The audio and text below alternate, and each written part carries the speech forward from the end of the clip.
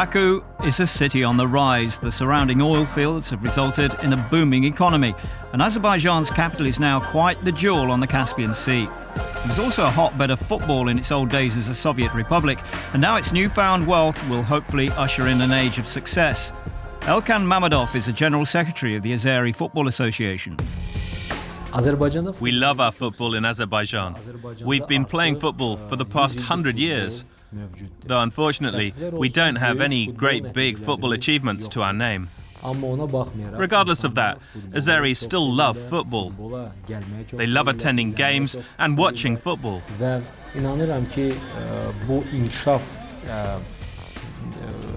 I believe that if we take the path we're currently on, we could make our people very happy.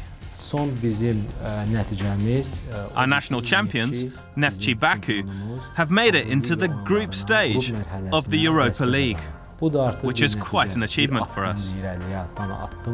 It shows that Azerbaijan believes in its football. But that support hasn't really extended to the women's game, at least not until recently. The arrival of the FIFA Under-17 Women's World Cup, easily the most important football tournament ever to come to Azerbaijan, has galvanised local interest. The women's Under-17 squad is now one of the most feted in the country. I must admit that there was no demand for women's football here at first. But in the last 25 months or so, we've managed to change the way people perceive the women's game. Our people have seen that women's football is normal football, and they've changed their attitude towards the practice. Women would never have considered even attending training before. As you may know, we have a very well-known volleyball team in Azerbaijan, we have famous wrestlers, and now we have women's football. However, the women's game in Azerbaijan is starting from an extremely low base. In order to put a decent team on the field, Sylvia Wraith, a former German international with a wealth of experience, was engaged to build a squad. I'm constantly asked this question, and my answer is always the same.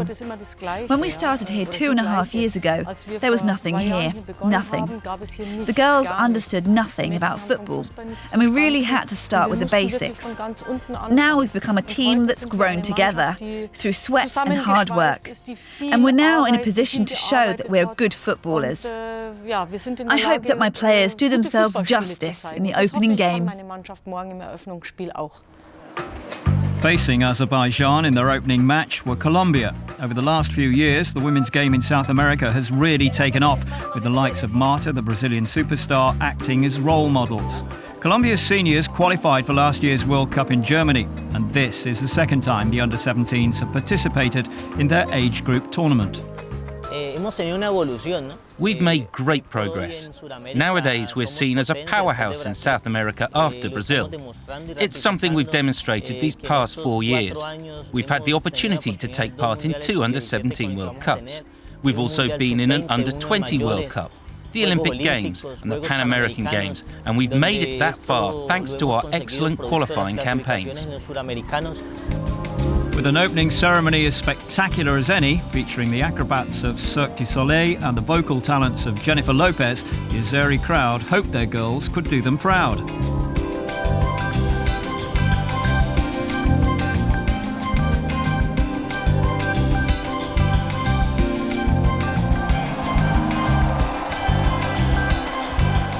Sadly, it wasn't to be.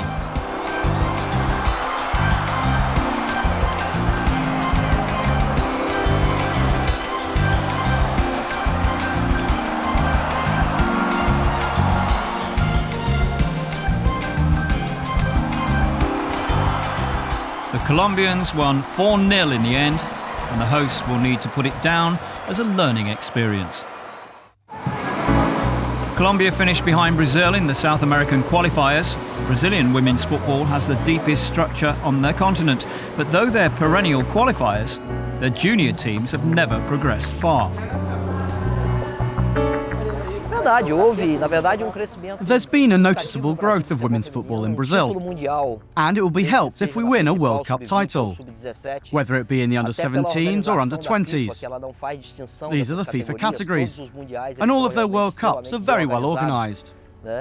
We need to win a title like that to consolidate our growth and as testament to our hard work. The under-17s have a great responsibility, but I don't think there's more pressure on them. I think every team has a big responsibility, whether they've won a title in the past or not. However, at the under-17 age group level, it's the Asian nations that have dominated.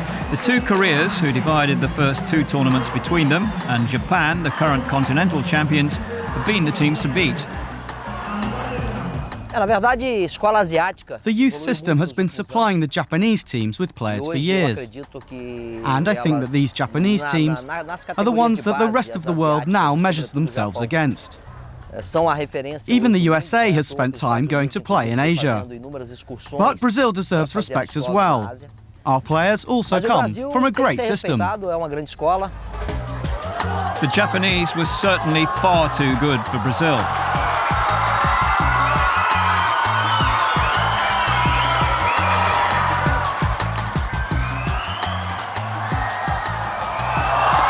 "5-0 the final score. And when the groups gave way to the quarterfinals, few expected Ghana to provide Japan with much of a hurdle. Except, of course, that unpredictability is one of football's great charms. A goalkeeping error and a sterling defensive performance saw the Africans register an unlikely triumph. So to the last four, up against Ghana were France, a nation that's come to women's football later than some, but has more than made up for lost time. 2 goals from Diani saw the French into the final.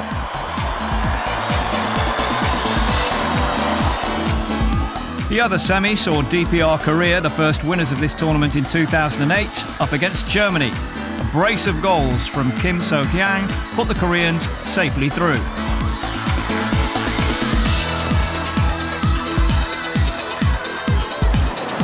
The final was played in a packed Tofik Bakramov Stadium in Baku. France took the lead, Leah de Klerk the scorer in the 33rd minute.